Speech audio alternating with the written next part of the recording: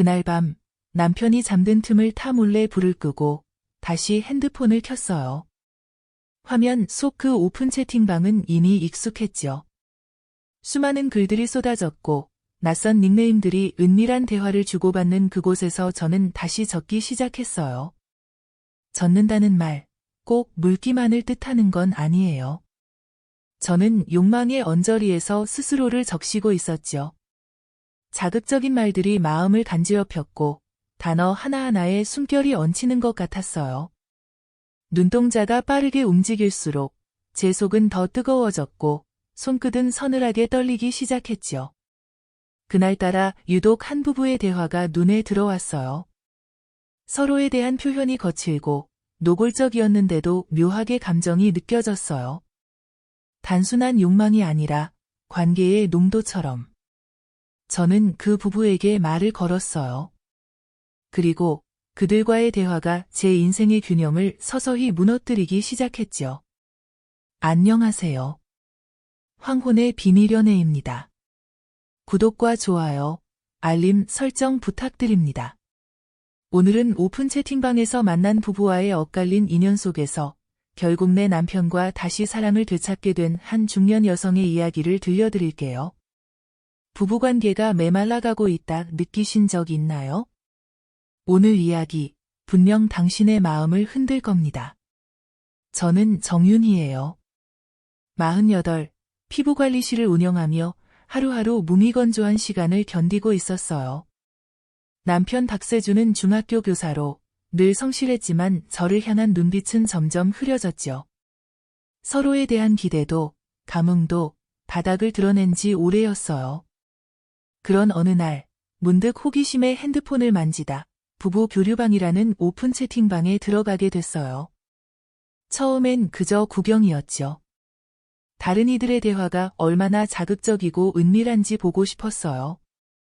그런데 그 방에 머무는 시간이 점점 길어졌고 익명성과 자극이 제 감각을 서서히 일깨웠어요. 어느 날 미나라는 여자가 말을 걸어왔어요. 그녀는 자신을 요가 강사라 소개했고 남편과 함께 열린 관계를 유지 중이라 했죠. 그들의 대화는 이상하리만큼 솔직하고 부드러웠어요. 단지 육체적인 관계를 말하는 게 아니라 감정과 존중이 섞인 무언가였어요. 저는 털어놓았어요. 남편은 너무 조심스러워요. 단 한 번도 날 밀어붙인 적이 없어요. 미나는 말했죠. 도현 씨는 반대예요. 힘이 넘치죠. 같이 해보실래요? 처음엔 그 말이 무섭고 낯설었지만 며칠을 망설인 끝에 결국 그녀와 도현을 만나보기로 했어요. 단 한 번만 얼굴을 보겠다는 핑계로 요가센터 뒤편 스터디룸에서 셋이 마주했죠. 그들의 첫인상은 선명하게 각인될 정도로 인상 깊었어요. 미나는 요가복 위로 가볍게 걸친 셔츠를 흐르듯 걸치고 있었고 도현은 땀방울이 목선을 따라 천천히 흘러내리는 채로 묵직한 눈빛으로 나를 바라봤어요. 처음엔 서로 조심스러웠고 말보다 침묵이 먼저 자리를 채웠죠. 그러나 미나의 부드러운 미소와 나긋한 목소리가 서서히 공기의 밀도를 바꾸더니 도현의 손끝이 내 팔을 스쳐 지나가는 순간 내 안에 잠자던 감각이 스파크처럼 튀어올랐어요. 그들의 숨결이 점점 가까워지고 서로의 체온이 뒤엉키는 사이 나는 마치 어두운 방 안에 빛 한 줄기가 스며드는 듯한 떨림을 느꼈어요. 말로 설명할 수 없는 울림이 몸 전체를 두드렸고 서로의 움직임은 부드럽고도 단단하게 얽혀 하나의 리듬이 되었죠. 미나의 손길은 이끌듯 유려했고 도현의 움직임은 마치 오래된 악보를 읽어내려가듯 내 깊은 곳을 흔들었어요. 그 순간 나는 누군가의 손끝이 아닌 나라는 존재 자체가 감각의 강에 담겨 흘러가는 듯한 묘한 해방감을 느꼈죠.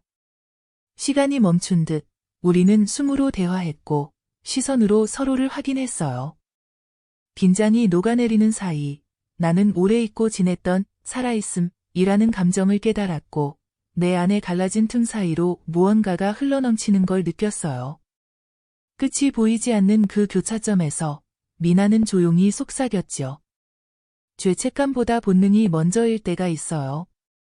그 이후로 저는 그들과 몇 차례 더 만났어요. 모텔의 침대는 서거기는 침묵 속에서도 열기를 품었고 차량 안의 좁은 공간은 숨조차 삼키게 만들었어요.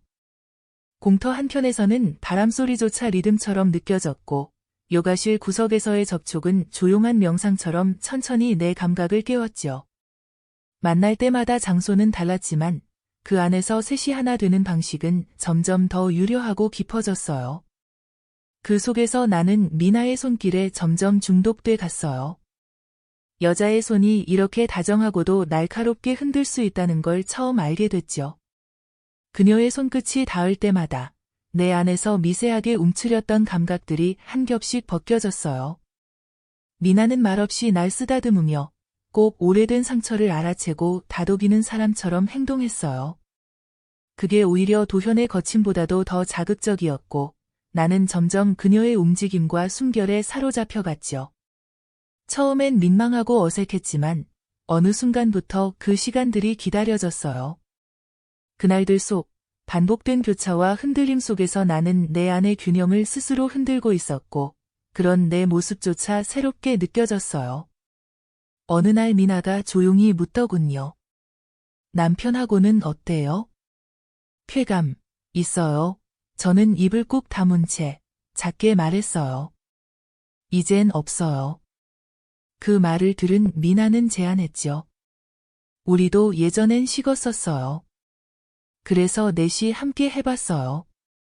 오히려 더 가까워졌죠. 그 말은 잔잔한 물결처럼 제 안에서 부딪히고 일렁였어요. 머릿속은 복잡했고 심장은 이상할 정도로 빠르게 뛰었죠. 하지만 어딘가 아주 깊은 곳에서는 이미 결정을 내린 듯한 정적이 흘렀어요. 며칠을 고민한 끝에 저는 남편에게 조심스럽게 말을 꺼냈어요.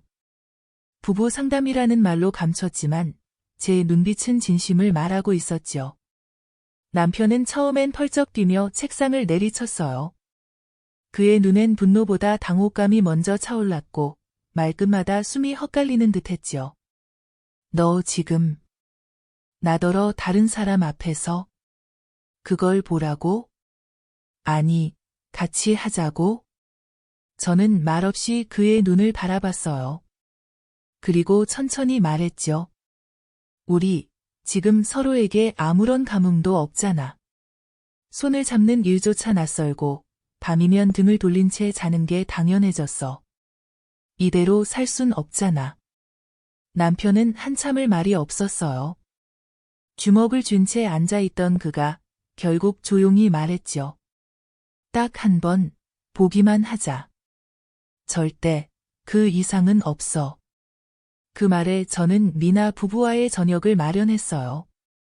갈등과 결심 사이에서 우리 부부는 처음으로 깊은 심연을 들여다보게 되었죠. 식사 자리에서 미나는 온화한 미소를 지었고 도현은 묵묵히 잔을 들며 조용한 시선을 보내왔어요. 대화는 겉으로는 일상적이었지만 그 안엔 말로 채 다 설명되지 않는 긴장감이 고요히 흐르고 있었죠. 우리는 미나의 집으로 자리를 옮겼고 창문을 타고 들어온 어스름한 바람에 향초와 와인의 향이 살짝 흔들렸어요. 그 향은 방 안을 천천히 채워갔고 사람 사이의 거리도 함께 좁혀졌죠.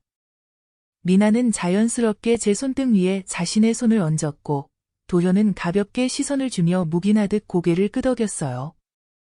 남편은 그 모습을 물끄러미 지켜보다가 말없이 미나에게 다가가 얼굴을 가까이 했어요. 그 장면은 마치 오래 잠들었던 감정이 무의식 속에서 불쑥 고개를 든 것처럼 느껴졌어요. 그날 밤 우리는 같은 공간 안에서 각자의 숨결을 나눴어요. 직접적인 접촉 없이도 서로의 체온이 느껴졌고 말 대신 리듬과 호흡이 대화를 대신했죠. 시선은 자주 마주쳤고 짧은 숨이 벽에 닿아 튕겨나올 때마다 우리는 무언의 신호를 주고받았어요. 단어 하나 없이 감각의 언저리에서 서로를 알아가는 시간이었죠. 그 조용한 소란 속에서 우리는 모두 조금씩 달라지고 있었어요. 남편이 다른 여자에게 시선을 고정하고 그와 가까워지는 모습을 보는 순간 제 가슴 깊은 곳에서 낯선 파문이 일었어요. 질투라는 이름의 불씨와 설명할 수 없는 이상한 전율이 동시에 솟구쳤죠. 도현은 침묵 속에서 제 옆에 조심스럽게 다가와 말 대신 체온으로 감정을 전달했고 그 온기가 마치 잠들었던 감각을 다시 흔들어 깨우는 듯했어요. 미나는 남편의 등 뒤를 천천히 스치며 말했어요. 당신 안에 눈빛이 정말 깊어요. 그 순간 저는 남편을 응시한 채 마음속 깊은 곳에서 차오르는 무언가를 꾹 눌러 삼켰어요. 불이 꺼진 방 안은 아주 조용했지만 그 정적 속에는 각자의 숨결과 떨림이 엉켜 있었고 말없는 교감이 공기 중을 맴돌았죠. 저는 미나의 손을 맞잡은 채 남편과 시선을 교차하며 오래 잊고 지냈던 소유의 감정을 되살리듯 떨리고 있었어요. 그날 이후 저는 남편에게 다시 다가가고 싶다는 마음을 아주 또렷하게 느끼기 시작했어요. 다음 날 아침 남편은 말없이 외출했고 저는 무거운 마음으로 미나와 채팅을 이어갔어요. 그녀는 물었어요. 어땠어요? 남편이 느꼈을까요? 저는 솔직히 말했죠. 모르겠어요. 근데 뭔가 달라졌어요. 그리고 그날 저녁 남편이 먼저 저를 안았어요.